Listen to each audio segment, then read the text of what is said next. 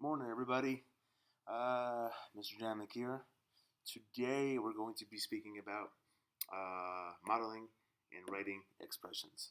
Okay, so we're going to start off with the introduction to this and then move in to the different equations and expressions as we move further along with the lesson.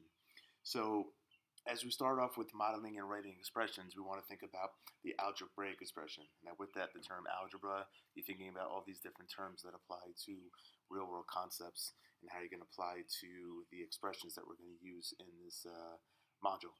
So, an algebraic expression contains one or more variables. So, you might be thinking, okay, so what is a variable? So, with that, then I'm going to move in to say a variable is a letter that is used to represent an unknown value. So in this case, I put an X. You could put any letter you want, which represents what you're talking about. So if you're talking about trees, maybe you want to put T for trees. If you're talking about cars, you put C for cars. Anything that's going to help you relate to what the problem is exactly talking about and how you can really figure out then how you're going to find the value of the unknown number. And as we start off with the basics, you're going to see that the number might not always be given to you. You have to apply what the question is asking and then use that to figure out the final answer. So again, we're going to figure out modeling and writing expressions. An algebraic expression is something that contains one or more variables. So it can have multiple letters in there. And we want to steer away from saying the word letter. The letter is what we're using for math term. It's called the variable. That's what we want to stick to. And the variable is a letter or letters that's used to represent an unknown value. So with that, I want to focus on this little chart I made. It has addition, subtraction, multiplication, and division. So what we need now is get the basic words, math words, vocabulary we can use to when we're solving these types of problems. So I'm going to do a little, and as we're working, you guys try to jump ahead what I'm going to say. And obviously, there's many more that we can put, but we're going to go over some of the ones that are typically used. So with addition, okay, we can always use the word add, right? Add means addition. You're taking that word out from the word addition. Okay, you have another word you can use is sum, okay, which is total, which also means addition.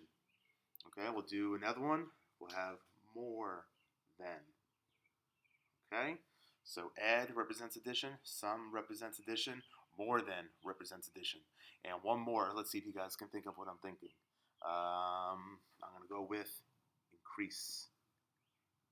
Okay, so again, there's many, many more, but we're just starting off with some of the ones that you're going to commonly come across when you're doing different expressions in modeling and writing. So we got add, sum, more than, increase. So with that, we want to move on to subtracting. So with subtraction, we're going to focus on a couple keywords. So for subtraction, we can think about what?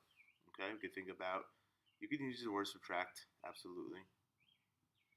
You can also use another word, again, think about subtraction, and think about some of the words that I've used already. So with subtraction, we can also use minus is another one, okay?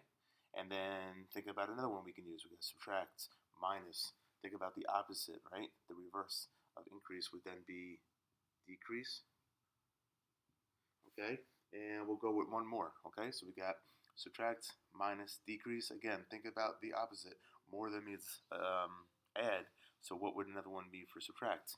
We would just do less than, okay? So we have those two keywords to work on right now. We got addition is add, sum, more than, increase. And we can continue. There's a lot more, right? You can do total, altogether, a bunch of other ones. For subtraction, we got subtract, minus, decrease, less than. Okay? And again, more others you can put as well. Let's move on to multiply, okay? Because these are a lot of the key words, again, that you need to know when we're figuring out modeling and writing. So with multiply, common thing people interpret is just as it says, your times. Okay? You can use times. All right? Another word we can use that you guys should know should be what? Starts with a P. Should be products. Good. And another one we could put is using the word multiplied by. Okay? And you can even put for multiply, you could put the last one I'll put for you guys is doubled. Okay? So we got times, product, multiply by, doubled. Now moving on to the last part of the keywords that can help us when we're figuring out expressions. We're using now divide, right? Divide, we have quotient, okay? We have divided by, and we'll do one. You can also say divided into, okay? So take a look. Let's move this up for you guys. I know my writing's not the best, but let's just look. So again, when we're looking at beginning and understanding modeling and writing algebraic expressions, okay, the key word that you guys need to continue to focus on throughout this lesson is algebraic expressions, where you guys are going to have to solve, and these key words are where going to come into place to help you figure out what you should use and what you shouldn't based on the equation and operation. Okay, and then the variable is a letter or letters that's used to represent an unknown value.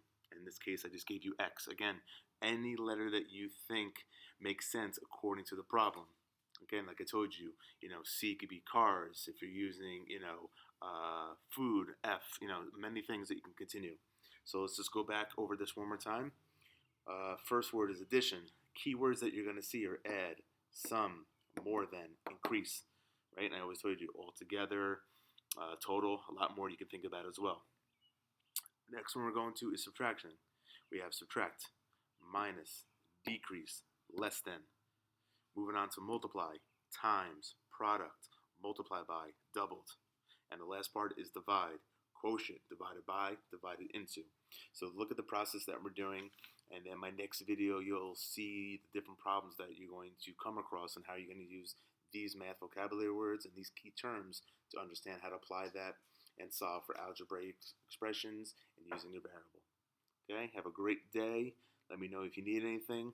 And again, make sure you guys are reaching out, checking Google Classroom, and looking at all the videos and all the other resources I have for you. Have a great day, everybody.